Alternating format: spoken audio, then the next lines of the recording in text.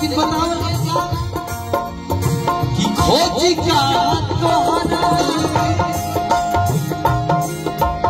आधी गोरिया सबदिया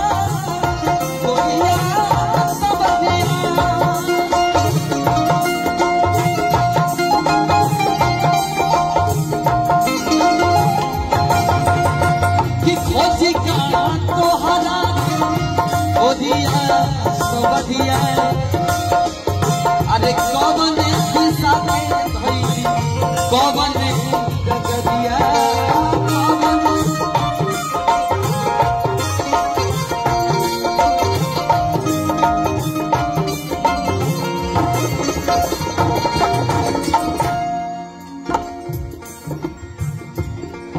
और आदरणीय हमारे गार्जियन बड़े भैया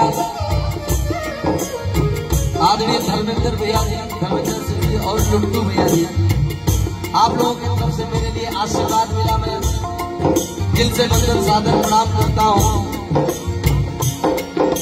परम आदरणीय परम श्रद्धेय आदरणीय श्री हम सबके गार्जियन श्री रामचंद्र सैनी जी की तरफ से ये हजारों रुपए का आशीर्वाद में कोर्स वंदन प्रणाम करता हूँ। लेकिन कहना है क्या कि खोज कहाँ तो गोदिया सबदिया कौन दिशा के कौन गगरिया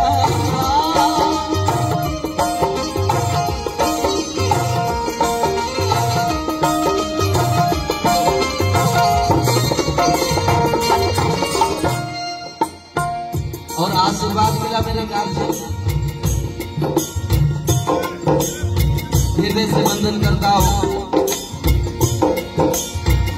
मेरे आदरणीय मेरे बड़े भैया दिवक शिवक दक्ष भैया जी की तरफ से अहिलक की धरती से और आदरणीय हमारे गार्जियन जिनके धर्मपत्नी जी के अंतिम क्रिया में हम सभी श्रद्धा सुमन अर्पित करने आए हैं। आदरणीय रामानंद सिंह बड़े भैया जी की तरफ से आशीर्वाद और हमारे विगन भैया जी ये आपके